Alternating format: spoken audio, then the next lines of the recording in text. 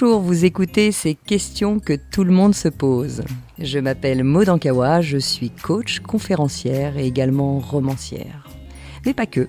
Je viens du monde de l'entreprise et notamment de la finance et de la stratégie.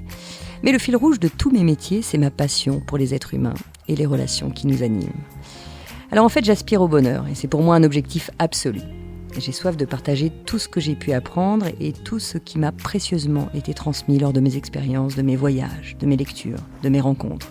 Et c'est ce qui m'a poussé à écrire mes 2 premiers romans, Kilomètre Zéro et Respire, le plan est toujours parfait. Et la magie de ces relations humaines ont porté ces 2 romans au rang de best-sellers. Et aujourd'hui, je suis ici, à ce micro, avec l'espoir de continuer à échanger avec mes lecteurs et mes auditeurs en toute intimité, de cœur à cœur, sur nos expériences de vie. Juste avant de commencer ce nouvel épisode, j'ai la joie de vous annoncer la sortie en librairie d'un coffret d'inspiration que nous avons imaginé avec mon éditeur Erol comme une variation récréative autour de mon roman Respire, le plan est toujours parfait. Pourquoi ? Eh bien parce que vous avez été nombreux à m'exprimer que vous surlignez les phrases de mes livres, alors nous avons pensé à un coffret comprenant plusieurs choses, le roman lui-même, un jeu de cartes reprenant plus de 50 citations du livre, un ruban marque-page, une bougie, une lettre que je vous ai écrite de ma main et une photo dédicacée. Alors l'invitation, c'est d'allumer la bougie, de tirer une carte de citation et de laisser l'univers vous répondre car il a un plan pour vous et il est toujours parfait. Voilà, alors ce coffret est disponible depuis fin octobre en librairie où j'ai hâte de vous retrouver en dédicace pour échanger avec vous. Maintenant, passons à ce nouvel épisode de podcast.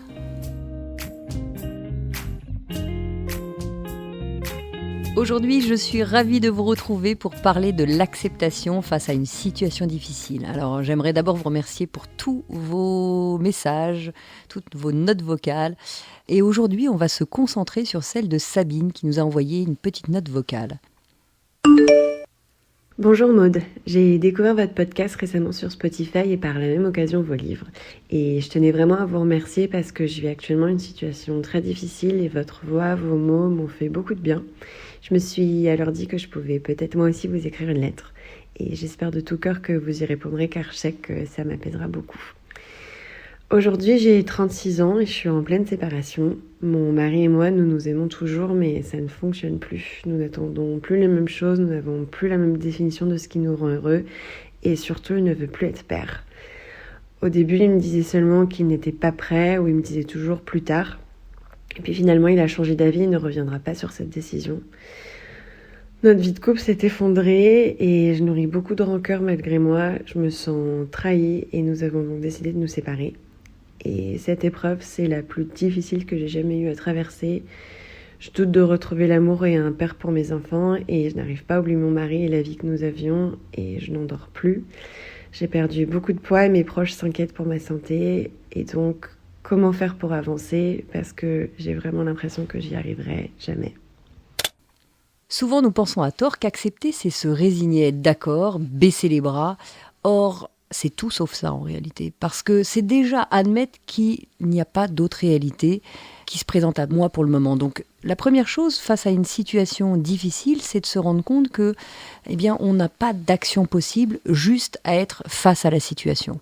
Donc là, Sabine, évidemment, je comprends parfaitement ta situation qui est extrêmement douloureuse parce que face à un deuil, quel que soit le deuil, que ce soit un deuil d'une personne décédée, que ce soit un divorce, que ce soit une maladie ou un licenciement, comment peut-on être d'accord avec ça ? C'est juste impossible.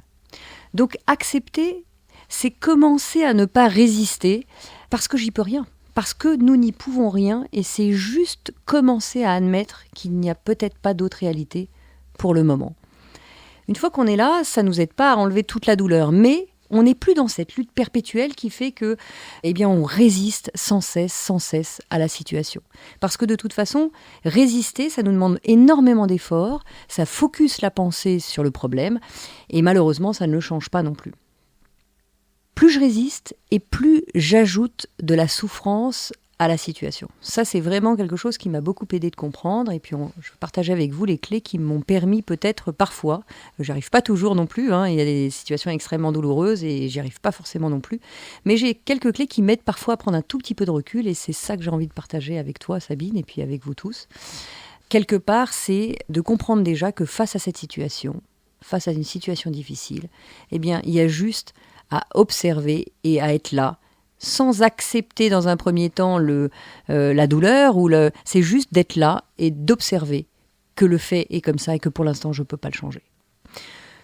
Plus je rajoute de la pensée, plus je rajoute de la résistance et plus j'ajoute de la souffrance à une situation qui est déjà extrêmement douloureuse. Donc c'est vraiment comme si je m'envoyais une deuxième flèche en plein cœur alors que la première m'a déjà touchée par la situation elle-même. Alors, j'aimerais partager 6 clés avec vous, 6 clés qui peuvent peut-être vous aider. La première, c'est quoi qu'il arrive, d'accepter vos émotions. Parce qu'effectivement, bien souvent, face à des situations difficiles, il y a un tas d'émotions qui arrivent. Ça peut être, là en l'occurrence, de la tristesse, mais ça peut être aussi de la peur, ça peut être de la colère. D'ailleurs, tu le mentionnes très bien, Sabine, sur le fait que c'est difficile, t'es pas d'accord, et qu'effectivement, c'est très dur pour toi de vivre avec ça, que ça provoque de la colère. Et j'entends aussi à travers ton message vocal qu'il peut y avoir aussi de la peur, parce que la peur de ne plus aimer, comme tu le dis, de plus aimer ou de ne plus être aimé. Donc, une des premières clés qui m'aide, et ça c'est vrai pour plein de situations, c'est de commencer à accepter simplement notre émotion. Parce que, on l'a vu, et j'en parle souvent des émotions, les émotions ont un message, et bien simplement de se poser avec soi, de prendre un peu de temps avec soi pour juste écouter son émotion, et bien ça permet aussi de détendre un peu la situation et la douleur qu'on peut avoir à l'intérieur. Parce que le vrai sujet, c'est la souffrance qu'on a face à ces émotions. Donc accepter notre émotion, c'est d'abord se rendre compte que bien souvent, on les remarque, nos émotions, et puis hop, on les balaye d'un revers de main. Donc de commencer à entendre ce qui se passe à l'intérieur, c'est déjà quelque chose de très important. Donc accepter ses émotions et ne pas les nier. Accepter et prendre le temps pour cette émotion qui nous traverse. Et de se rendre compte que bien souvent, une amène à une autre. Donc évidemment, parfois c'est un peu long parce qu'on se sent triste et puis hop, la peur arrive et puis hop, la colère arrive. Eh bien, prendre le temps qu'il faut pour juste se dire, tiens, là maintenant, je suis en colère parce que c'est injuste ce qu'il est en train de faire pour moi. Ou maintenant, j'ai peur parce que comment je vais pouvoir à nouveau aimer. Ou maintenant, je suis triste parce que j'ai l'impression de perdre quelque chose. Vous voyez, il y a toujours le même message derrière les émotions qui est en récurrence. Et c'est important de prendre ce temps avec soi. Parce que entendre, mais non, c'est pas grave, un de perdu, 10 de retrouver, c'est pas vrai du tout. C'est grave. Et sans se victimiser, de rester avec soi un temps et d'accepter ce qui nous arrive à l'intérieur, c'est fondamental. La deuxième clé que j'aimerais partager avec vous, c'est d'être bienveillant avec vous-même. Tu vois, Sabine, sur ce sujet, immédiatement, il peut y avoir un juge critique à l'intérieur de nous qui dit, voilà, je suis peut-être pas une bonne personne, si on me quitte, j'ai peut-être pas de valeur, etc., etc. Et tout ça, c'est absolument faux. C'est pas parce qu'on est quitté qu'on n'a pas de valeur. Et ne pas se juger face à une situation ou ne pas se critiquer, c'est déjà aussi un pas important de bienveillance envers soi. Et on a tendance à, de par notre éducation, de par la façon dont on nous apprend certaines règles, notre culture, et on a tendance à être toujours en remise en question. Et déjà que c'est douloureux, et boum, on s'en remet une couche et c'est d'autant plus difficile. Donc là encore, évitons d'ajouter de la douleur à la douleur.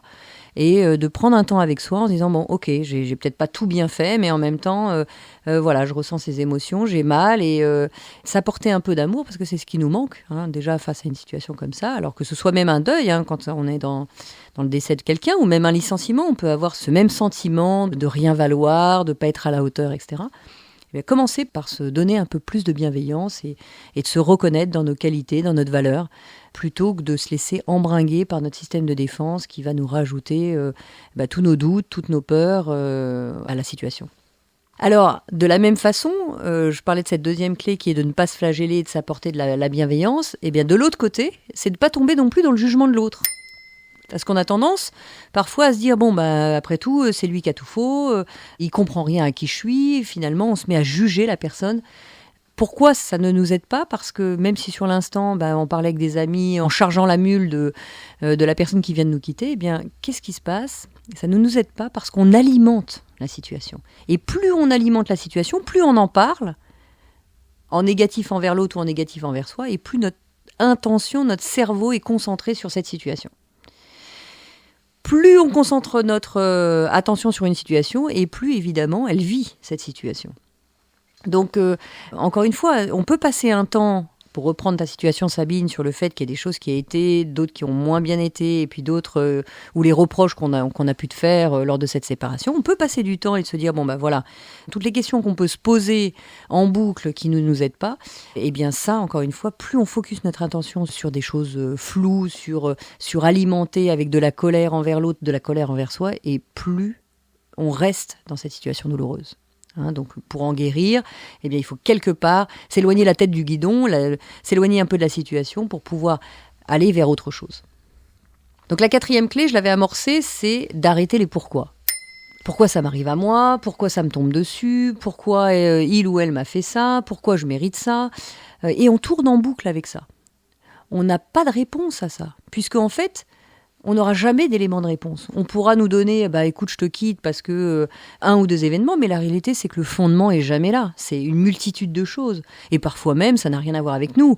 Parfois même, c'est peut-être ton mari qui a rencontré quelqu'un d'autre. C'est peut-être le fait qu'il ait besoin d'être seul. Enfin, il peut y avoir 1000 raisons à ça et qui sont pas forcément liées à toi ou connectées à toi. Donc, arrêter les pourquoi, ça nous aide énormément parce qu'encore une fois, c'est alimenter la situation par des choses qui tournent en boucle et qui ne nous aideront jamais. Et dès que je lâche, immédiatement, les choses, encore une fois, descendent un peu et je peux mettre mon attention sur autre chose. Et enfin, la dernière clé que j'aimerais partager avec vous, c'est de faire preuve de discernement. Ce qui dépend de moi, et là j'ai une action. Ce qui ne dépend pas de moi, je ne peux rien y faire.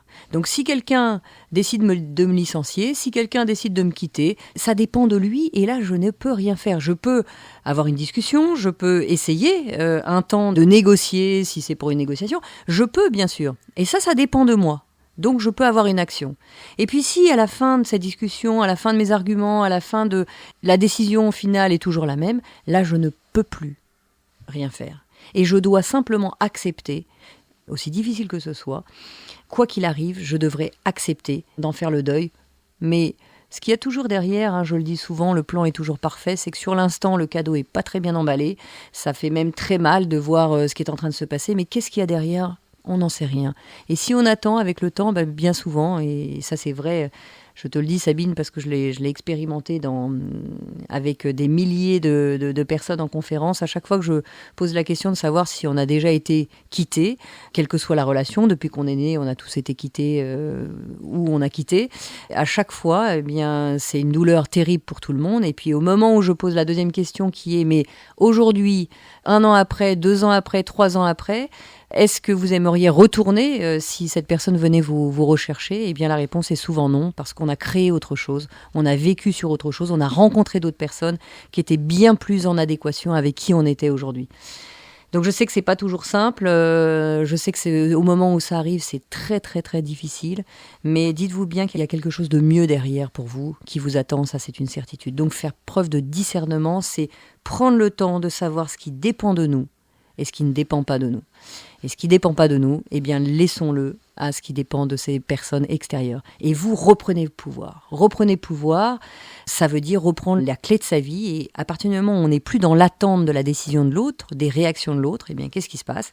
On peut reprendre le pouvoir de sa vie et agir en allant se réouvrir, en voyant aussi tous les bénéfices qu'on peut avoir dans une situation qui paraît être la fin pour nous. Eh bien, finalement, il y a toujours un tas de bénéfices derrière. Voilà. Alors, écoute, j'espère que ces quelques clés qui m'aident moi pourront t'aider aussi. Et puis, j'espère qu'elles pourront vous aider tous. Parce qu'on pourrait décliner, évidemment, faire face à une situation difficile, c'est pas qu'une séparation, c'est tellement de choses. Et parfois, même des petites choses, mais qui nous pourrissent la vie. Voilà, je vous embrasse tous très très fort et on se retrouve très vite pour un prochain podcast. À très bientôt.